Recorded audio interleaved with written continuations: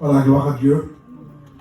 Je crois que ce soir, on a été bénis par le témoignage de petit.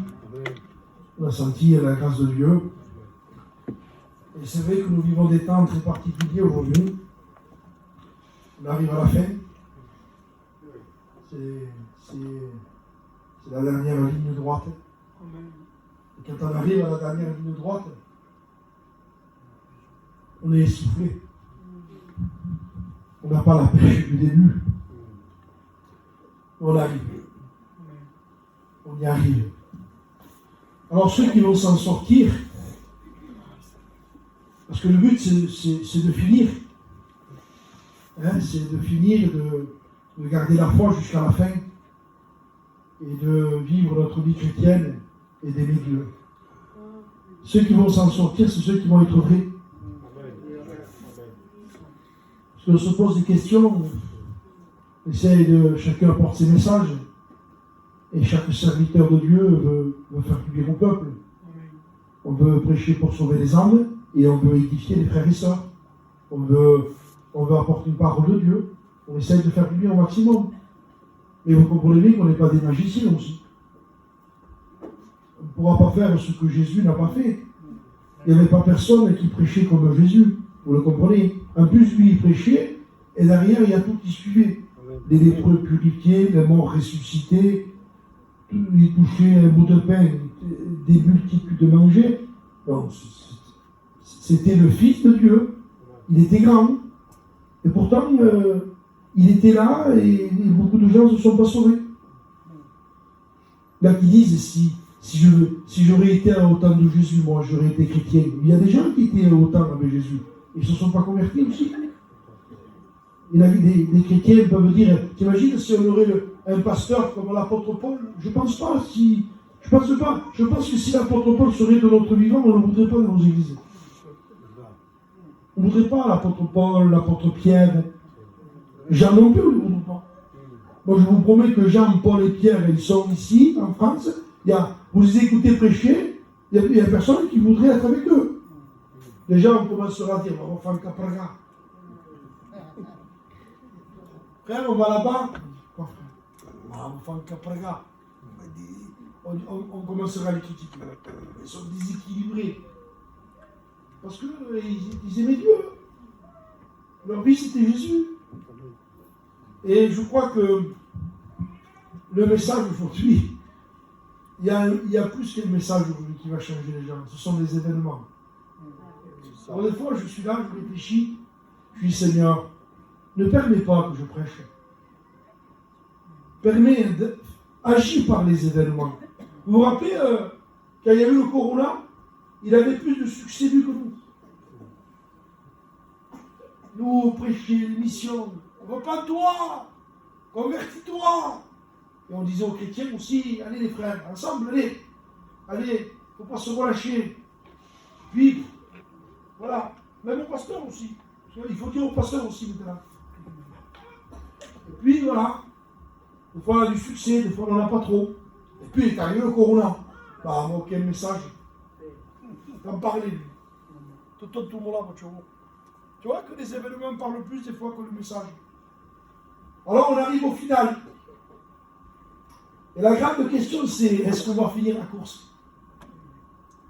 Est-ce qu'on va tenir? Est-ce que ça va tenir? Est-ce qu'on va réussir à garder la foi?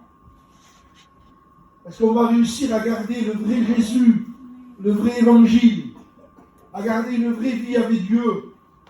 Alors ce sont des questions que nous devons nous poser. Et j'aimerais aussi, ce soir, en introduction, vous lire un texte. J'ai écrit, pendant que Kourouki parlait, j'avais des notes et je les retrouvais. Comment refaire surface après une chute? C'est important ça.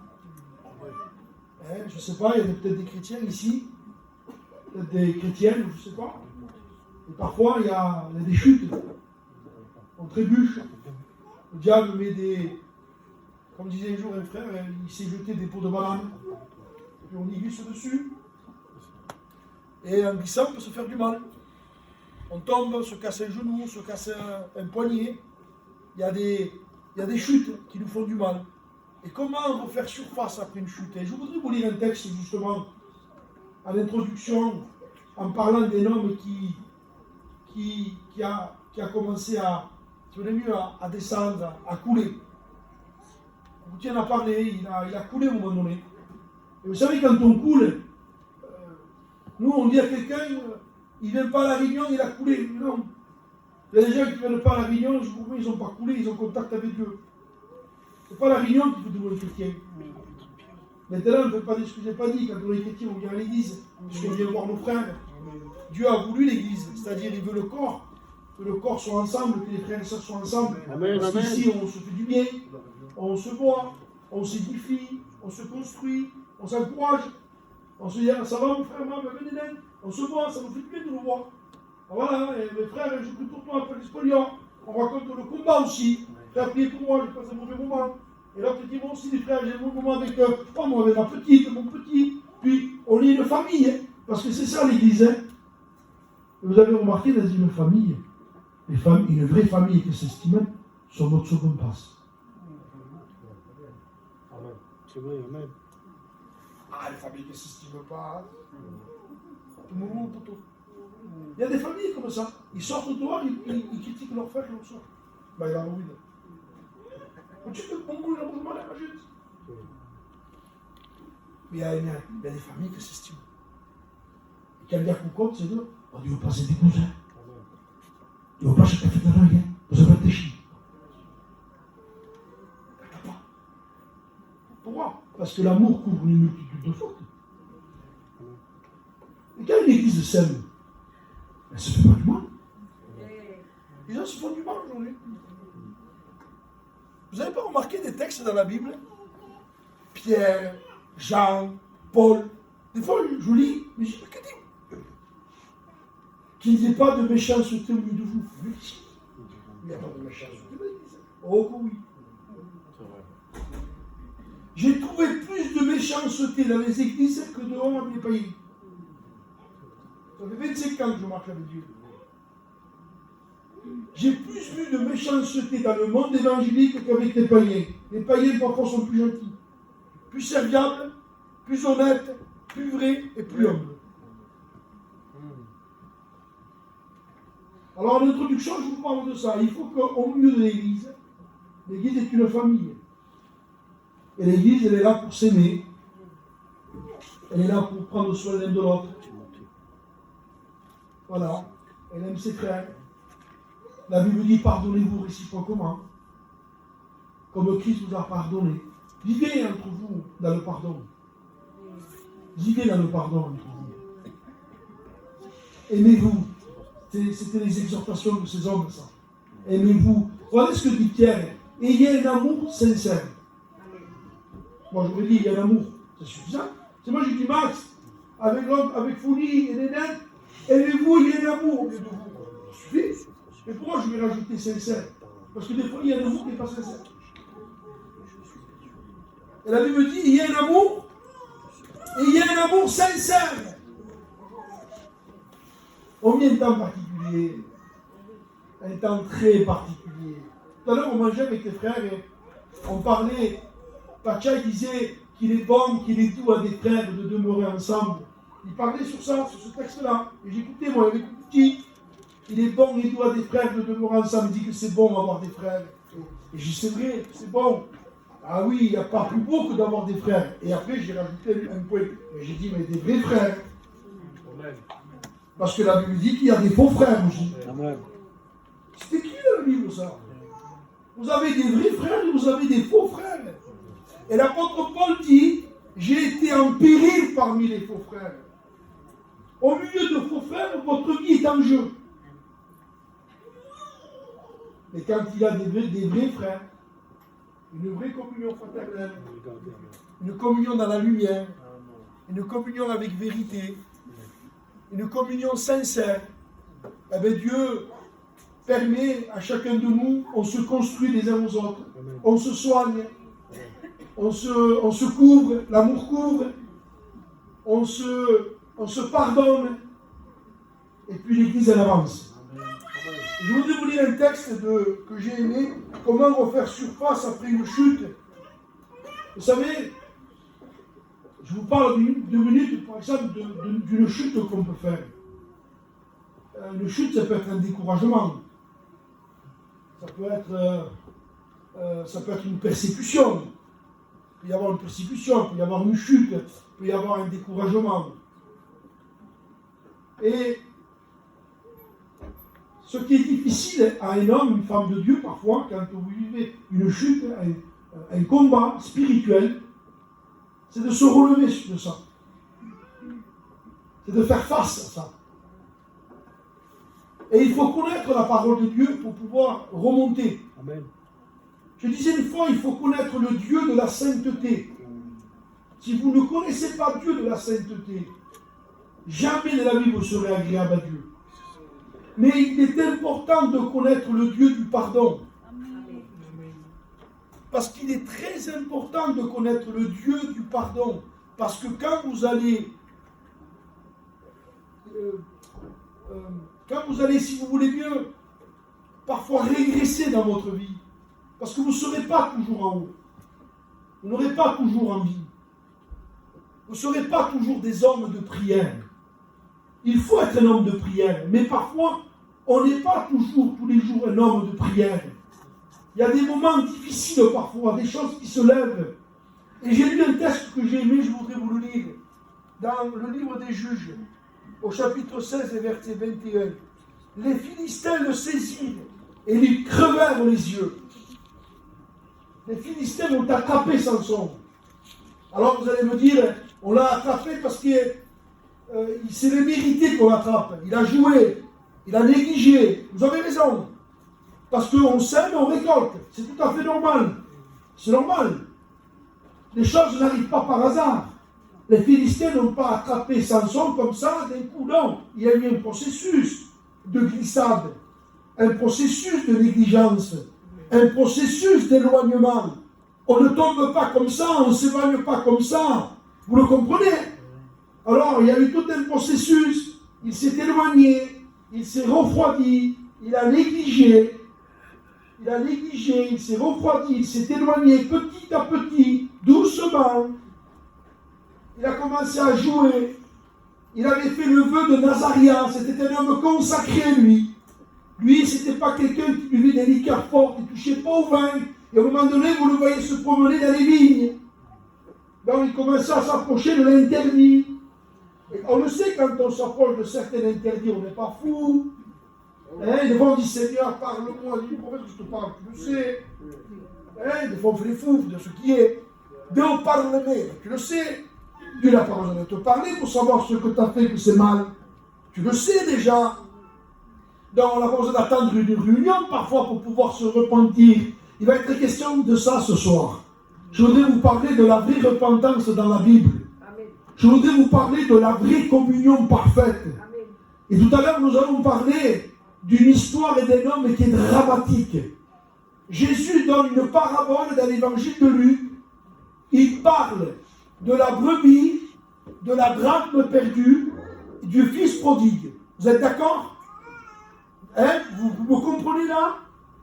La brebis perdue, la drachme perdue et le fils prodigue. Ces trois histoires, elles sont données pour révéler le fils aîné qui ne se repent plus. Je vous pose une question, soyez honnêtes. Si je vous dirais, quelle place vous voudriez avoir? Celle du fils prodigue ou celle du fils aîné?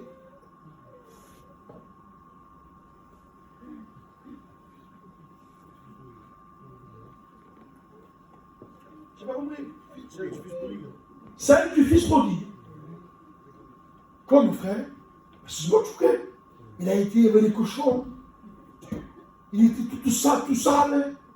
C'est écrit dans la Bible, excusez-moi. Hein. Il a été avec des femmes de mauvaise vie. Il ne va pas être lui, moi. C'est mieux le fils aîné. Oui, mais le fils aîné, l'histoire, la parabole est donnée pour lui. Pourquoi? Il ne se repent plus. Et le thème du message ce soir, c'est vivre à nouveau des convictions de péché.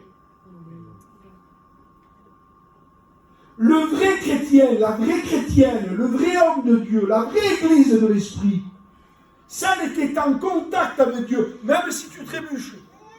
Regardez le fils prodigue.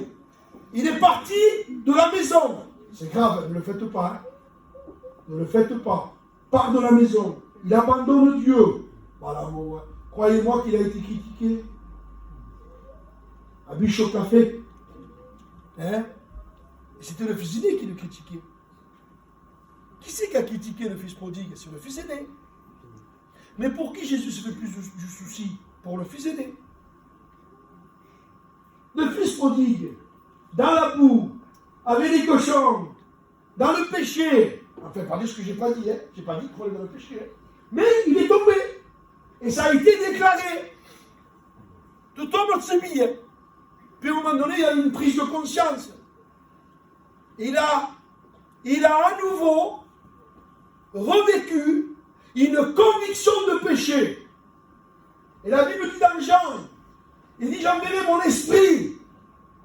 Regardez ce que dit Jésus. Moi, ça aurait été moi j'aurais dit Jésus, ah non, hein. Ils ne sont pas d'accord comme tout. Par amour, je l'aurais dit. Il vous est avantageux que je m'en aille. Alors, petit chaud. Mon père, il est riche, il me dit, il m'a mieux que mon bail. Non, il m'a mieux que Seigneur. C'est pas avantageux que tu t'en ailles, Seigneur. C'est plus avantageux que tu sois avec nous. Jésus dit non. Il vous est avantageux que je m'en aille. Comme ça, je vais vous envoyer l'esprit. Et le texte dit, l'esprit qui convaincra.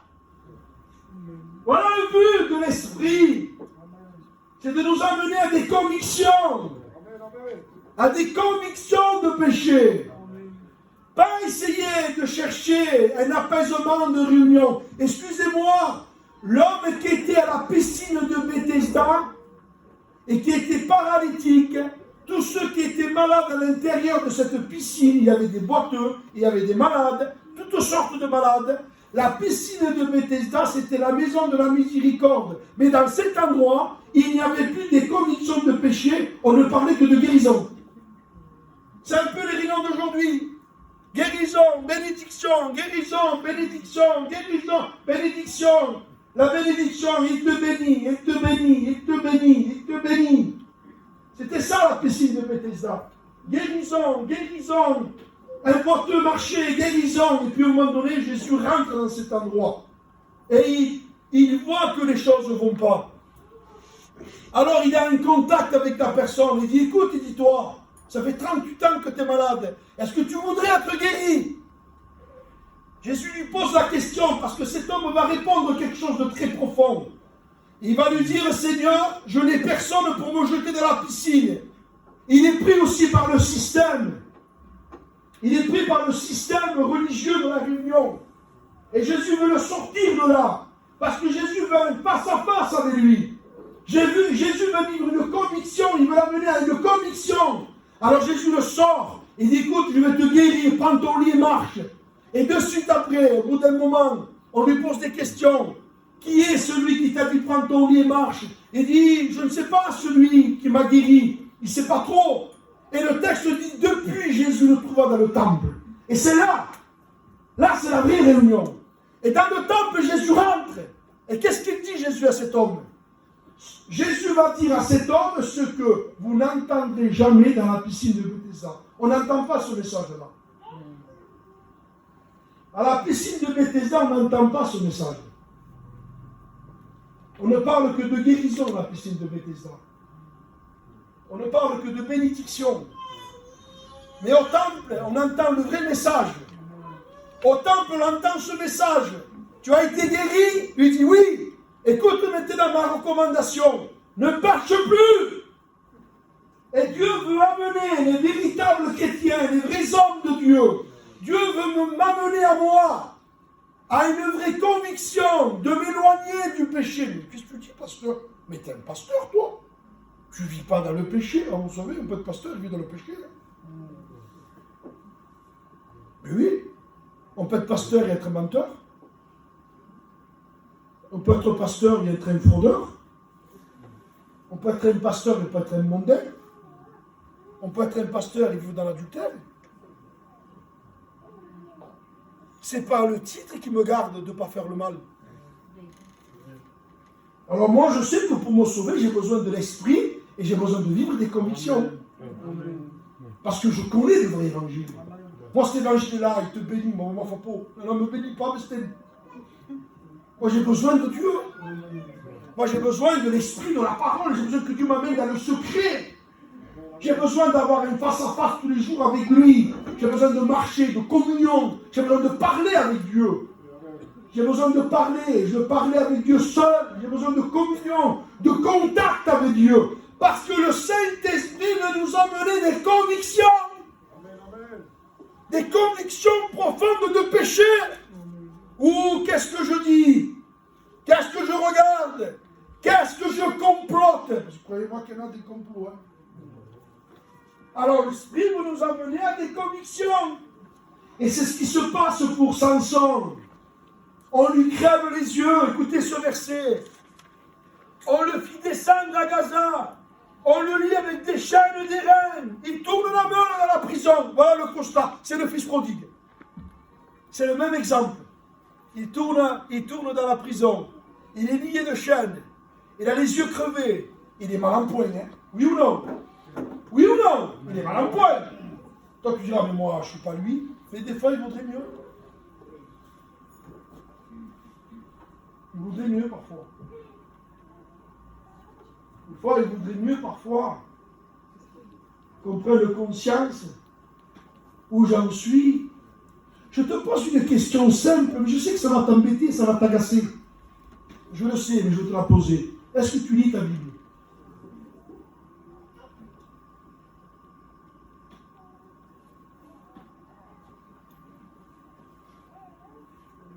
Ça va être compliqué, mes frères, pour être béni comme on veut.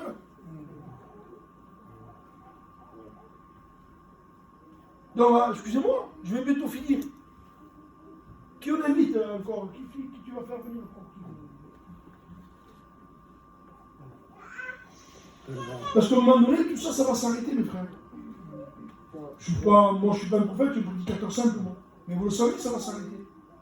Vous vous rappelez le corona, il y a pas d'un an, il n'y a plus de rien. Les gens s'affoulaient sur le téléphone, on essayait d'être sur les réseaux pour se faire du bien. Mais à un moment donné, ça va s'arrêter tout ça.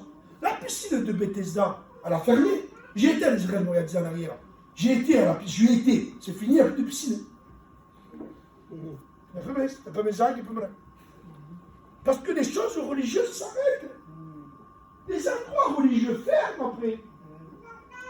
Maintenant, cet endroit-là, qui est un local, si nous sommes réunis avec les chrétiens et qu'on vit dans la lumière, c'est terrible qu'on est chrétien et qu'on n'aime pas la lumière, Seigneur Dieu Tout-Puissant.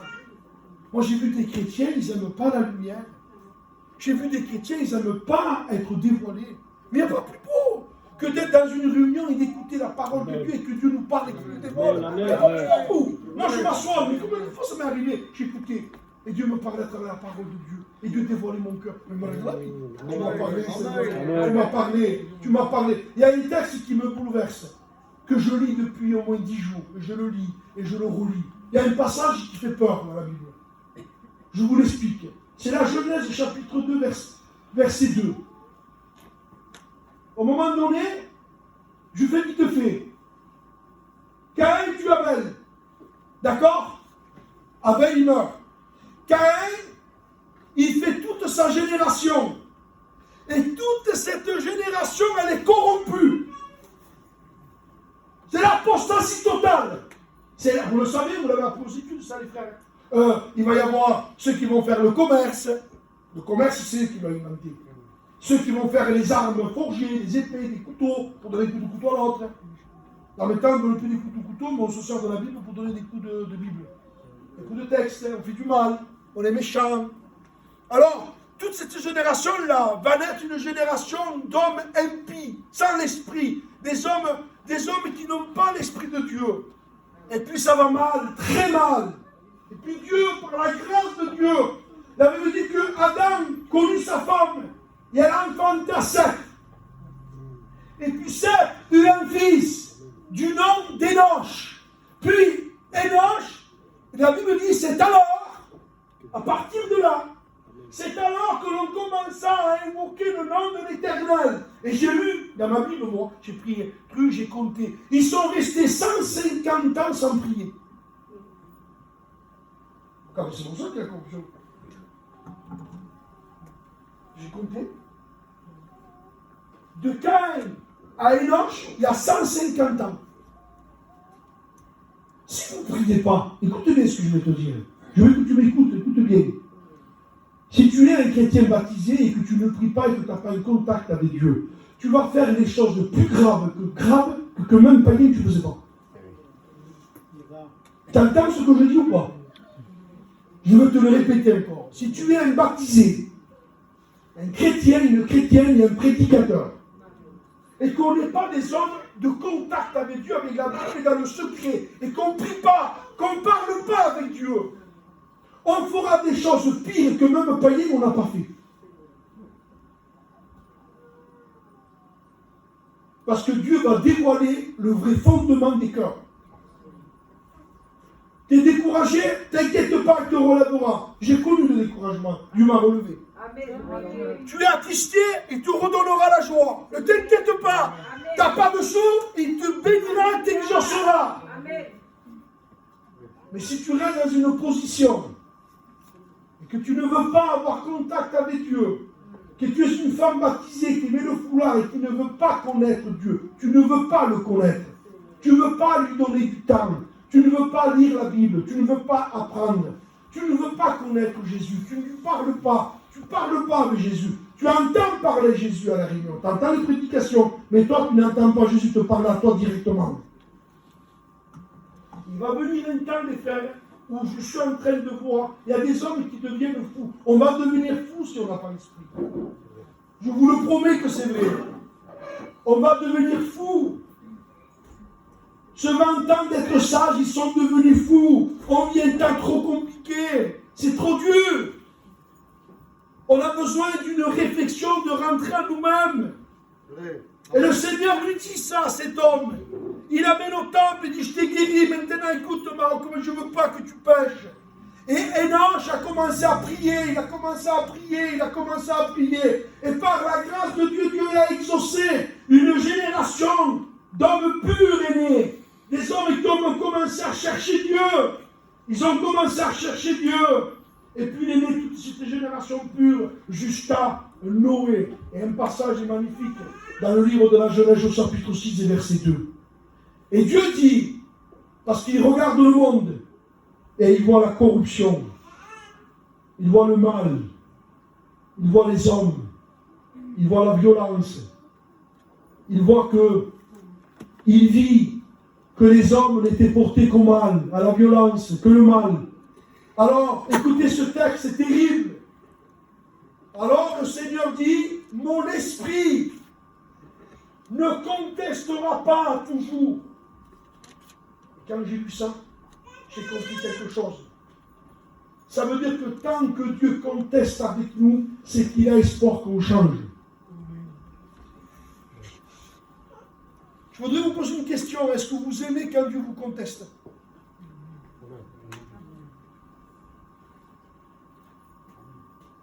Alors je comprends ce texte. Il dit, mon esprit ne contestera pas toujours.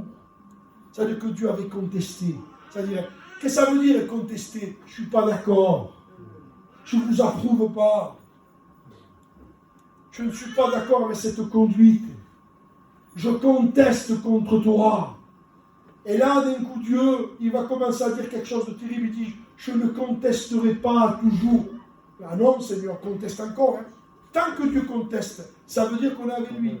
Tant que je conteste mon fils, ça veut dire qu'il est dans ma maison. Comme je vois qu'il ne m'écoute pas, il faut me cambrester là. Ah, il n'entendra plus de contestation, parce que normal, il est plus chez moi. Ça veut dire que tant que tu contestes, ça veut dire qu'il est là. Il conteste avec toi. Il te reprend. Laisse-le te reprendre. Laisse-le te laver. Laisse-le t'apporter des convictions. Laissons Dieu nous convaincre. Seigneur, montre-moi. Montre-moi mon attitude. Parce que des fois, mon attitude, elle n'est pas terrible, Seigneur. Seigneur, des fois, je prie. Je marche. Et je dis souvent ce mot à Dieu. Je suis dans un moment, j'ai un chemin terrible là-bas chez moi. chemin de campagne, et je marche. Et des fois, ce mot me vient dans l'après-midi, Seigneur, tu me connais. Tu sais qu'au fond de moi sommeille cet orgueil caché que je ne vois pas. Mais moi, je le sais que j'en ai, Seigneur, fais-moi grâce, parle-moi, montre-moi. Tu sais que je peux faire du mal, Seigneur, tu me connais. Tu sais qu'en moi peut sommeiller un monstre. Un gros, hein. Il sommeille un monstre en moi, Seigneur. Qui peut se réveiller, qui peut vouloir faire du mal aux gens, qui peut faire du mal à des frères, à des prédicateurs, qui peut se servir de la langue. La langue. Moi, je dis rien. Il y a des gens, moi, je dis rien. Bon, bref. La langue, vous savez, ce fait rusé, ce fait pas vrai, ce fait qui n'est pas honnête et qui n'est pas pur, qui est là pour salir les gens, pour faire du mal aux gens. Ah, Dieu Tout-Puissant, quel temps qu'on vit! Alors Dieu dit, je ne contesterai plus avec vous! Parce que l'homme n'est que chair. Ça veut dire l'homme ne veut pas mon esprit. L'homme ne veut pas ma parole, il ne veut pas ma lumière. Il ne veut pas que je le ramène à la raison. Il ne veut pas que je le ramène. Et si vous lisez l'histoire du fils prodigue, le fils prodigue, il est terrible. Et à un moment donné, qu'est-ce qui se passe? Conviction. Il dit, que fait qui? Que je fais là? Je me lève, il dit, je vais voir mon père. Ça y est, il commence à vivre une conviction. Il n'y a pas plus beau que de vivre une conviction de péché. Le malheur, c'est quand on ne veut plus des convictions. Comment ça va? Ça va, hein? Ça va, mon frère? Mon sauveur-toi. Un sauveur-toi? Tu pries? Non, mais ça va. Non, ça va pas. Si tu n'as pas contact avec Dieu, ça ne va pas quand même. Ne me dis pas que ça va. Si tu lis pas ta Bible, ça va pas. Si tu fais du mal à tes frères, ne me dis pas que ça va. Alors tu n'as plus de conscience, tu as une conscience morte. Alors Paul dit, on fait naufrage par rapport à la conscience. Et je n'ai pas le temps de vous parler de la conscience. La conscience, elle se trouve dans l'esprit. L'esprit de l'homme. Dans l'esprit de l'homme, il y a la conscience, la communion et l'intuition. Mais je vais être simple parce que vous n'allez pas comprendre. Dans l'esprit de l'homme, il y a la communion. Vous ne pouvez pas prier Dieu, avoir communion avec Dieu, en dehors que de l'esprit. L'âme ne peut pas prier et le corps non plus ne peut pas prier. C'est l'esprit qui prie. Et dans l'âme, il y a la conscience. Et dans la conscience et dans l'esprit, il y a l'intuition. Et quand il y a une action de l'esprit dans l'esprit, et que vous avez péché, vous ne pouvez pas avoir communion tant que la conscience vous fait des reproches. Alors il y a besoin de quoi? De repentance. Et il y a des églises qui ne se repentent plus. J'ai été dans des endroits pendant des années, et pendant des années, je n'ai jamais entendu pardon. Oh, pardon, Seigneur. Ça arrive quand même ça une fois dans ta vie. Pardon, je me repars. Et une fois, je dis, mais il ne pêche jamais, non? Mais pourquoi c'est ça? Si je mets là avec toi, moi, 10 ans, il faut que tu m'entendes une fois, moi. Pardon, Seigneur. Non, mais tu prêches. Les frères, il faut aimer les frères. Attention, les frères, pas de méchanceté. Et puis, j'ai eu un petit. Je sais pas, un coup d'oreille. Alors moi j'écoute, je me lève. Pardon Seigneur, parce que dans mon cœur il y a eu un peu de méchanceté, Seigneur. Je te demande pardon pour le mal que j'ai fait à mes frères, je n'aurais pas dû. Non. Mais les gens te connaissent. Tu ne vis pas de conviction de péché. Tu sais pourquoi? Parce que tu n'es pas dans l'esprit, tu vis l'évangile de l'âme. Et l'évangile de l'âme, je disais à mes frères, c'est l'évangile animal. Et qu'est-ce que c'est l'évangile animal? C'est l'évangile du vice, de l'intelligence, de ta volonté et de tes émotions. C'est pour ça qu'il y a un dégât. Division. Pourquoi il y a des divisions? Parce qu'on veut régner. Et qui veut régner? La chair. Où est le moi? Alors, je sais parce que je l'ai étudié des années ça. Où est le moi? Avant je pensais que le moi était dans la chair. Non, le moi il est dans l'âme. Le moi, l'orgueil dans l'âme. Qu'est-ce que c'est l'âme? L'âme c'est moi. C'est ma volonté, mon intelligence et mes émotions. C'est moi.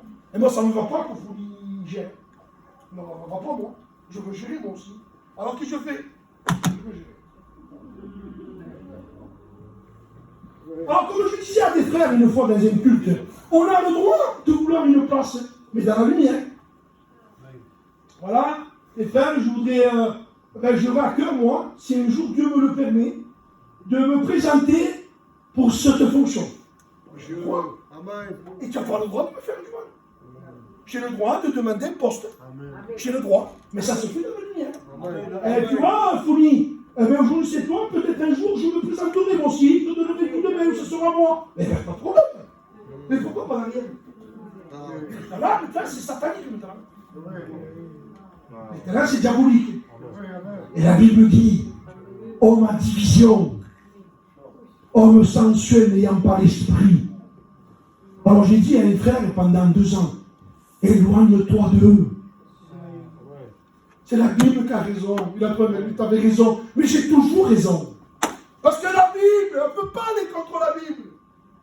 La Bible dit, éloigne-toi d'eux. Ils ne veulent pas le règne de Dieu, ils veulent régner eux. Ils veulent gouverner eux. C'est eux qui veulent gouverner.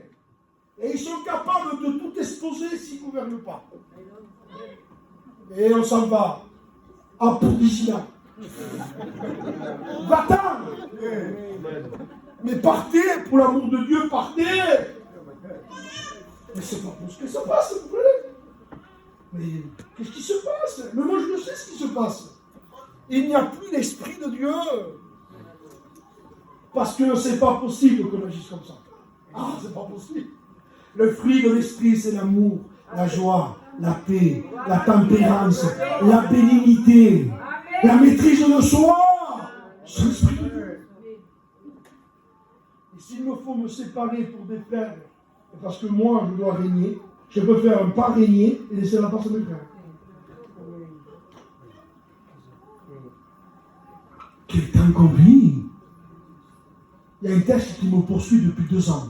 Leur folie sera manifestée pour tous, comme celle de ces 2 hommes. Leur folie. Comme le Seigneur, t'inquiète pas, il dit. Je vais mettre leur folie en plein jour.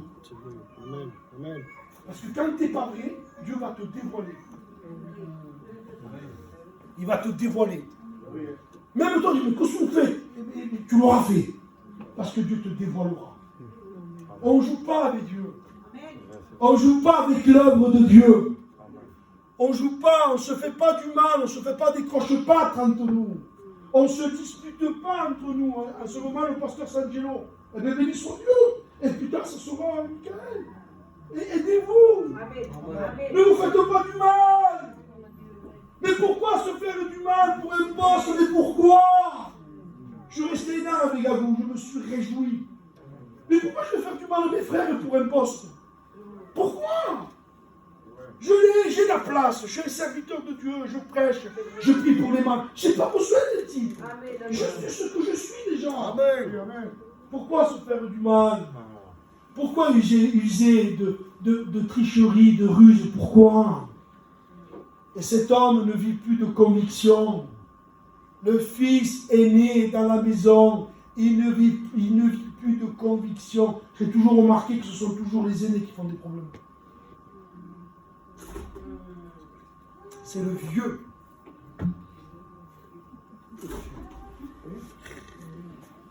Oui, parce que nous, on était là dans notre âge. Alors on dit aux jeunes, les petits, oui, mais les petits, ils ont des convictions, ils se repentent. Mais le vieux ne se repent pas, lui. Il sait. Bah, c'est tout autre. Alors le fils aîné ne se repent plus. Il a les chambres. Il travaille, je vais bientôt terminer, il est là. Oh, faute. Ça semble qu'il y a faute, mais il ne faut pas rien. Mais il fait tout. Il arrive, il entend la musique. Oui. Il dit, qu'est-ce que c'est? Mais il a toujours mal, il est revenu. Merci Seigneur. Mon frère, maman Camarine, je me languissais de le voir. Non, il se met en colère. Il ne voulut pas entrer. Le père sort. Il dit, mon fils, ton frère est de retour. J'ai tué le veau gras pour lui. Bah, il y a une heure de prédication là. Ça veut dire que c'est la grâce de l'évangile. Amen. C'est se réjouir avec tes frères et tes sœurs. Amen. Amen. Et voilà ce qu'il dit. Il dit, tu ne m'as jamais donné un chevreau. Je n'ai jamais transgressé tes ordres. Il ne se rend même pas compte qu'il est en train de mentir. Parce que la Bible dit qu'il n'y a pas un seul homme qui ne pêche jamais. Si quelqu'un dit qu'il n'a pas de péché, il fait Dieu menteur. Si je te dis un jour, moi Angelo, je ne pêche jamais. Faut me folle. Ça n'existe pas. C'est la Bible, moi. Je lis la Bible, moi. Et la Bible dit, dans 1 Jean, chapitre 2, je crois, au verset 8, si quelqu'un dit qu'il n'a pas de péché, il fait Dieu menteur. Nous nous séduisons nous-mêmes.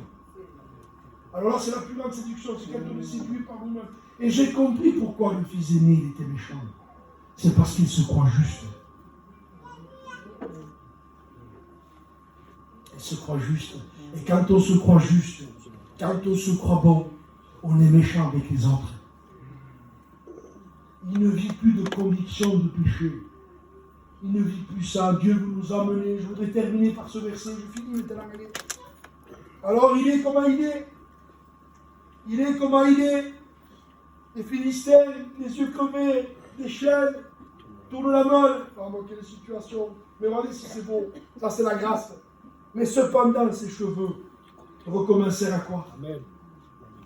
Ça veut dire que Dieu, dans sa grâce, dans la chute de cet homme, je ne sais pas s'il y a des frères et des sœurs qui seraient découragés ce soir, qui seraient peut-être comme Samson, peut-être les yeux crevés, ça veut dire plus de vision, peut-être avec certaines chaînes.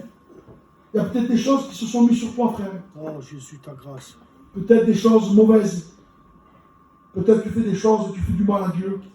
Dans les choses, dans le secret, tu fais du mal à Dieu. Et tu es triste de ce que tu fais. Tu voudrais, mais la Bible dit que cependant ses cheveux recommencèrent à croître. Ça veut dire que la grâce de Dieu est venue vers lui. Et ses cheveux ont commencé à repousser. Ça veut dire que la communion est revenue, le contact est revenu, sa force est revenue. Vous savez que la force de Dieu revient sur un chrétien qui se repent. Amen. La force revient sur un homme de Dieu qui se repent, qui s'avoue coupable, qui s'humilie. C'est beau de s'humilier. C'est beau de se repentir. C'est beau de vivre des convictions de péché. C'est beau devant Dieu de s'abaisser. Il faut que tu changes. Il faut que tu prennes ta vie. Amen. Tu te repentes. Ne regardez pas les gens. Ta grâce. Dieu. Ne convoitez pas des choses. Pardon. Ne cherchez pas des places. Restez simple. Restez dans votre coin. Lisez votre Bible. Aimez Dieu. Allez sauver des âmes. Laissez les pasteurs faire leur travail. Les prédicateurs tranquilles. Je vous parle à moi. Restons tranquilles. Des fois on est agité, mes frères. Excusez-moi, on est agité. Je ne sais pas ce qu'on veut. On n'est jamais content de rien. Tranquille. Ta vie tranquille. Jacob était un homme tranquille. On a besoin d'être des hommes tranquilles.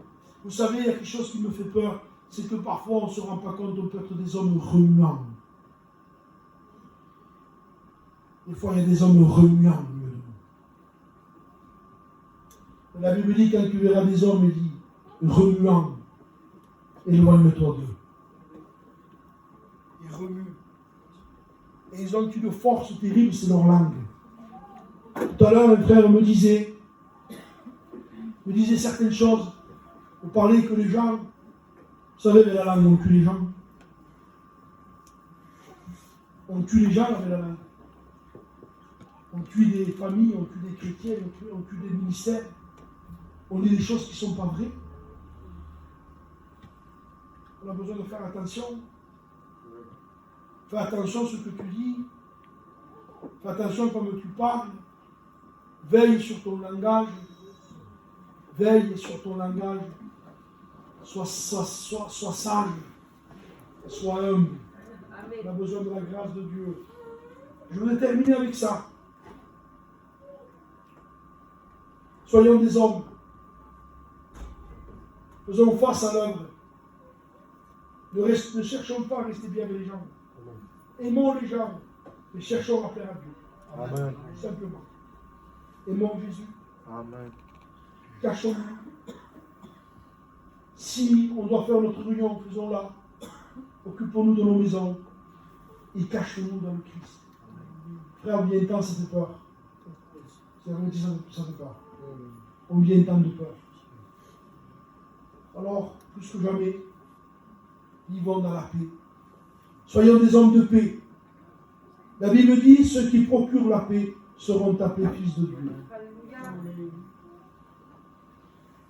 Que Dieu nous accorde grâce.